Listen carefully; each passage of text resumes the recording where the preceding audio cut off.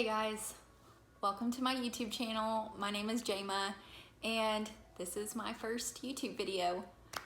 For those of you that know me, you know that I have been wanting to make a YouTube channel for years now, and I guess the quarantine has really just given me the kind of kick in the rear to get it started.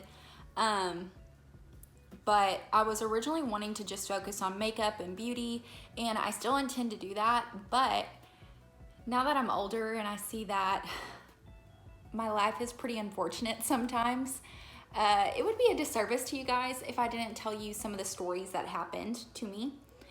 So that's kind of where this story time is coming from, and I'll probably throw some more in here just because I have a lot of funny stories like this.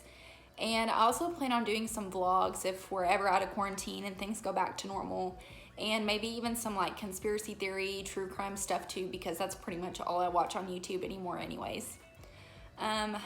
With that being said, if you guys could just comment and let me know what you would like to see more of, and give me a like if you like this video, and of course subscribe if you would like to support me and see the rest of my videos. I would really appreciate any feedback that you guys have. And with that being said, let's get into the story.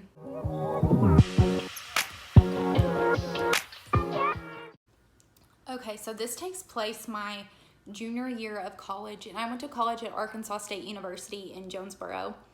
Now, like any young single person, I had Tinder and Bumble, and I'm pretty sure this started happening on Bumble. So we're going to call this guy David because I don't want to say his real name, and I don't want to disclose what university he went to, just because this is going to be pretty easy to find if you were to Google it. So just to kind of be a nice person here, I'm not going to say anything. So when I saw David's profile, the first thing I noticed is that he was really cute. But the second thing that really stuck out to me was the fact that he was wearing a very well-known football school's jersey and signing a ball for a little kid in their stadium. Now, I'm just attracted to athletes in general, but football's my favorite, so of course I was like, oh my gosh, this guy is so cute, and he plays for them, like, I'm swiping right. So I did, and he swiped right as well, so we matched, and being the thirst trap that I am, and it being Bumble, I messaged him first, and he messaged me back. So we had just like a small conversation, and he asks for my Snapchat and my number, and I give it to him. So the first thing he does is Snapchats me, and it's actually the guy who's in the pictures. It's his face, it's David. Now, then he texts me, and he's like asking more about me, wanting to get to know me, asking like, what's your major, all of this stuff. And so I tell him that I'm studying sport management, and that I really want to work in either like Division I football recruiting or something sports reporting related, just because that's always what I've wanted to do. And he's like, oh my gosh, that's so cool. I'm a kicker for this university. And I was like, oh, how lovely. I love that. Awesome.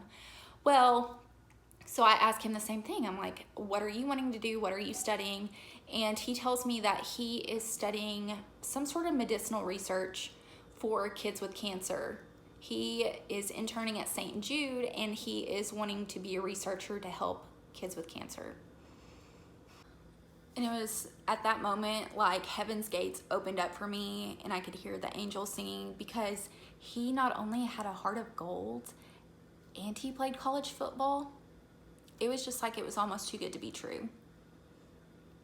It was. So I end up falling asleep that night, and I wake up the next morning to go to class, and I see that he had Snapchatted me about 4 a.m. And I opened it up, and it said, headed to team workouts. And that's when a red flag went off for me, because just being a sport management major and having friends and classmates that were in football and working in recruiting a little bit, I knew that the NCAA only allows players to practice during certain times of the day, and that was way too early. So I do what any normal person would do, and I just Googled the football roster. Yeah, he's not on there. So then I kind of went crazy stalker mode, and I just Googled his name. And we had added each other on Facebook, but his Facebook was just like really dry. There wasn't a lot on there, and he didn't have an Instagram or a Twitter, so it was kind of hard to figure out, like, you know, if this guy was actually legit. Well, when I Googled his name, y'all, it was just so much popped up. The first thing I clicked on was that he had been expelled from his previous university and lost his football scholarship because he stole medical equipment from the university. So then he became a walk-on at the big university, but had gotten cut after only one semester. So that one picture was from a spring game, and that was it. But then the big one was a very well-known sport website, was just like Twitter drama, including this team's name. So I click on it, and basically a lot of the team members and the Heisman Trophy winner of that year called out this guy on Twitter because he was using that one picture to try and pick up girls on Tinder and Bumble, and he was not even on the team anymore. So at that point, I was like, oh my gosh, I have to block this guy. I blocked him immediately, and I kept looking, found his LinkedIn, and y'all, he didn't even work at St. Jude. He worked at Kmart, and he didn't even go to the university. He went to like one of the off branches that was just like a smaller one in a different town. So I go to class, and I'm just kind of laughing about it. I tell my classmates and friends about it, and I get a call in the middle of class from a random Illinois number, and I answer it, and I hear, "Hey, why'd you block me?" I hung up and was like, oh my gosh, that was David. And he just starts texting me all this stuff like, why are you mad at me? Why did you block me? I don't understand what I did wrong. And so I just respond and I say, listen, like, you lied about pretty much everything. I'm just not interested anymore. I'm sorry.